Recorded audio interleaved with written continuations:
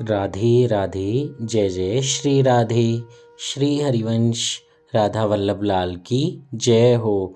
सभी संतों हरिभक्तों की जय हो। आज के आनंद की जय हो। पूज्य गुरुदेव महाराज की जय हो। जय श्री राधे। श्री राधे श्री हरिवंश।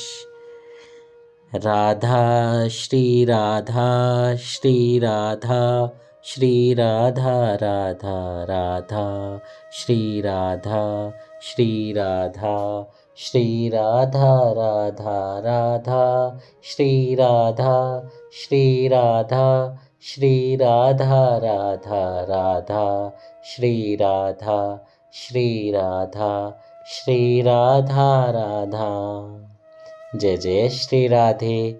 कहते हैं आप कोई भी अच्छा काम शुरू करें तो भगवान का सबसे पहले नाम ज़रूर लेना चाहिए। तो ज़ोर से बोलिए जय जय श्री राधे। जय जय श्री राधे।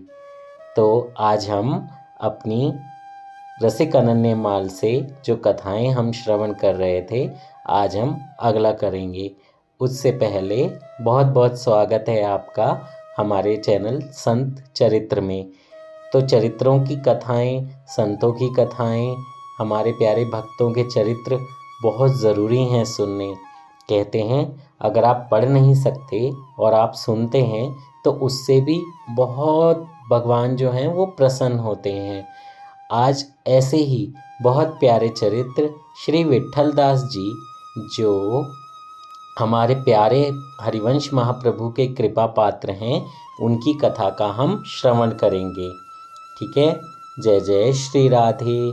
श्री हरिवंश बोले विट्ठल दास जी महाराज की जय हो। हमारे प्यारे श्री हरिवंश महाप्रभु की जय हो। और राधा नाम ज़रूर सबको जपना है। दिन में 10 मिनट 15 मिनट जितना भी आपको टाइम मिले, कम से कम 10 मिनट सब काम छोड़ के मोबाइल को साइड में रख के ज़रूर ज़रूर ज़रूर राधा नाम लेना है। जय जय श्री राधे। आइए कथा शुरू करते हैं। विट्ठल दास जी नाहरमल के छोटे भाई थे। ये अत्यंत उदार वृत्ति के थे।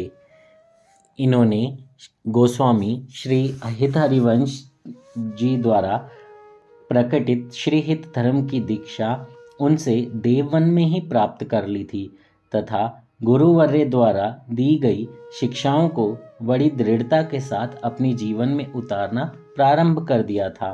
गुरु द्वारा बताए गए मार्ग पर अतिशय अनन्यता के साथ चलने के कारण ये श्री हिताचार्य के परम शिष्य बन गए थे। जब श्री हित जी वृंदावन में स्थायी रूप से रहने लगे, तब विट्ठल दास जी का मन देववन में रहने से उचाट खाने लगा और यह देववन से वृंदावन आकर गुरु चरणों के आश्रय में ही रहने लगे। देखिए, गुरु प्रेम ऐसा ही होता है, आपको गुरु से दूर रहने ही नहीं देता है। पहले ज़माने में तो ये सब यूट्यूब वगैरह नहीं होता था, तो कहीं नहीं सुन सकते थे, तो बहुत व्याकुलता होती थी, तो सीधा गुरु के दर्शन के लिए ही चले जाते थे या फिर गुरु के साथ ही रहते थे।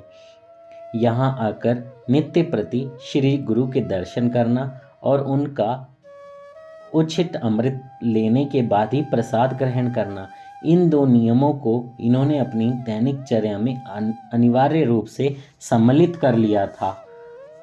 परम आराध्य श्री राधा वल्लभ लाल जी महाराज जी की श्रीहित रस रीति के अनुसार अनन्य प्रेम भाव से सेवा करते हुए जब बहुत समय व्यतीत हो गया, तब अनायास ही एक दिन इन्हें दिल्ली बादशाह का पत्र मिला, जिसमें इन्हें जूनागढ़ के हिंदू सूबेदार का प्रधानमंत्री नियुक्त किए जाने की बात लिखी।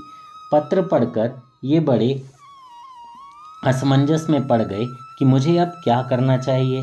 अतः उस पत्र को लेकर श्रीहित जी से मिले और पत्र को पढ़कर सुनाते हुए अपनी दुविधा भी बताई। श्रीहिताचार्य जी ने कहा, क्योंकि यह सेवा तुम्हें अनायास ही मिली है, अतः इसे प्रभु की इच्छा मानकर जाइए और सेवा कीजिए। विट्ठल दास जी ने जूनागढ़ जाने से पूर्व श्री हिताचार्य का एक चित्र बनवाया और वहाँ पहुँचने पर चित्र के साथ नाम सेवा भी विराजमान की। नाम सेवा बहुत प्यारी सेवा है। श्री राधा जी का नाम लिखा होता है और उसको बिल्कुल ऐसी ही सेवा की जाती है जैसे आप लड्डू गोपाल की या युगल सरकार की सेवा करते हैं। बहुत दिव्य सेवा है, बहुत दिव्य। अगर आप कभी वृंदावन जाएं तो हमारे गुरुदेव के आश्रम ज़रूर जाएं, श्रीहित राधा केली कुंज। वहाँ पर आपको नाम सेवा के दर्शन ज़रूर मिलेंगे। और नहीं तो आप फेसबुक पर अगर आप सर्च करेंगे वृंदावन रस महिमा तो वहाँ पर भी आपको दर्शन हो सकते हैं। बहुत प्यारी सेवा है। अब ये सदाचार पूर्वक स्वयं रसोई बनाते, भोग लगाते और तब प्रसाद ग्रहण करते थे। इस प्रकार ये प्रतिदिन गुरु दर्शन करने और तथा उनका उच्छिष्ट लेने के बाद ही प्रसाद ग्रहण करने, इन दोनों नियमों का निर्वाह किया करते थे। वैसे इन्होंने कुछ ऐसा जुगाड़ भी बना लिया था जिससे कि इन्हें जूनागढ़ में ही श्री गुरु का उच्छिष्ट प्रसाद मिलता रहे। विठलदास जी ने कि जूनागढ़ पहुंचने के कुछ समय पश्चात वहां के सूबेदार राजा ने द्वारिका जाकर रणछोड़ जी के दर्शन करने का विचार किया। उसने फौज के लोगों को भी द्वारिका जाकर रणछोड़ जी के दर्शन करने की अनुमति प्रदान कर दी।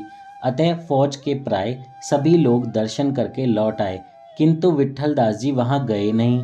पहले तो इस बात की चर्चा सभी लोगों के घरों में होती रही, किंतु फिर बहुत से चुगलखोरों ने इस बात की शिकायत राजा से भी कर दी। राजा ने नाराज होकर विठलदास जी को भरी सभा में बुलाया और पूछा कि जब सभी हिंदू फौजियों ने द्वारिका जाकर दर्शन किए तो तुमने क्यों नहीं किए? क्या तुम उनको ठाकुर नहीं मानते हो? क्या तुम अपना कोई नया मत चलाना चाहते हो? विठलदास जी ने नम्रता से उत्तर दिया, हे महाराज, मेरे गुरु श्री हित हरिवंश चंद्र जी हैं। उनका निवास स्थान वृंदावन है तथा 2 भुजाओं वाले राधा वल्लभ लाल जी मेरे इष्ट हैं। अतः मेरे तन और मन में गुरुवर्य श्री हित जी, उनका धाम वृंदावन और गौर श्याम वर्ण वाले राधा माधव ही बसे हुए हैं तथा उनके रास और विलास का प्रकाश मेरे रोम रोम में भर रहा है। अतः उसमें 4 भुजाओं वाले ठाकुर के लिए स्थान ही नहीं है। यह सुनकर राजा को बहुत क्रोध आया। उन्होंने विठलदास जी से कहा, मुझे तो तुम्हारे द्वारा कही गई बातें झूठी कहानी लग रही हैं। यदि तुम सच्चे हो तो अपने कपड़े उतारो और दिखाओ कि तुम्हारे तन मन में कहाँ राधा वल्लभ लाल बसे हुए हैं, तभी हम सबको तुम पर विश्वास होगा। देखिए, कहते हैं ना कि भक्त की भगवान बहुत परीक्षा लेते हैं, तब जाके कहीं भक्त को भगवान मिलते हैं। लेकिन अगर भक्त अपने भगवान पर भरोसा करके सब काम उनको समर्पित करते हुए करेगा तो भगवान हमेशा आपके साथ रहेंगे। तो जब उसके बाद विठलदास जी ने अपने वस्त्र उतारे और जैसे ही वस्त्र उतारे तो सभी ने देखा कि इनके शरीर में नए नए वृक्ष, बेलियां, फल फूल और लता पताएं दिखाई पड़ रही हैं। रोम रोम से मुरली की मंद मधुर ध्वनि के साथ ताल देते हुए मृदंग तथा नृत्य करते हुए नुपुरों के बजने की आवाज़ सुनाई दे रही है।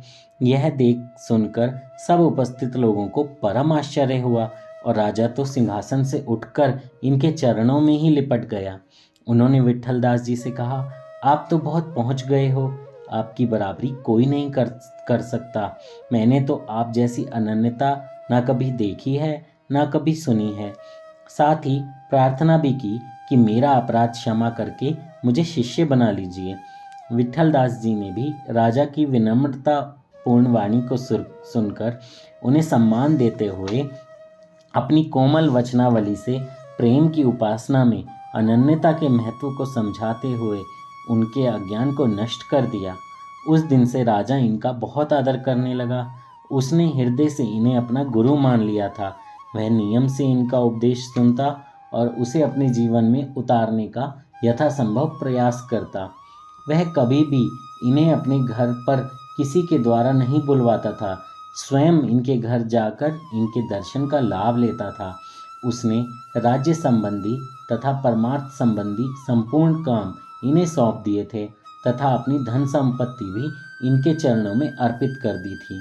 विट्ठल दास जी की गुरुवर्य श्री इत हरिवंश चंद्र जी के प्रति अगाध निष्ठा एवं अटूट प्रेम अति अद्भुत था। इसका प्रत्यक्ष प्रमाण यह है कि जब इन्होंने जूनागढ़ में रहते हुए उनके निकुंज गमन की बात सुनी तो इन्होंने यह सुनते ही अपने पंच भौतिक शरीर का परित्याग कर दिया और वृंदावन की नित्य निकुंजों में युगलवर को नित्य विहार परायण बनाने वाली श्रीहित अली जी के यूथ में सदा सदा के लिए सम्मिलित हो गए। जय जय श्री राधे। श्री हरिवंश राधा वल्लभ लाल की जय हो।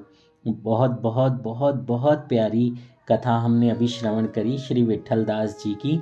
कितना अनन्य प्रेम, कितना भाव, अपने गुरु के प्रति आदर, सम्मान और उनकी एक निष्ठा, ये सारी बातें उनके चरित्र में हमें सुनने को मिली।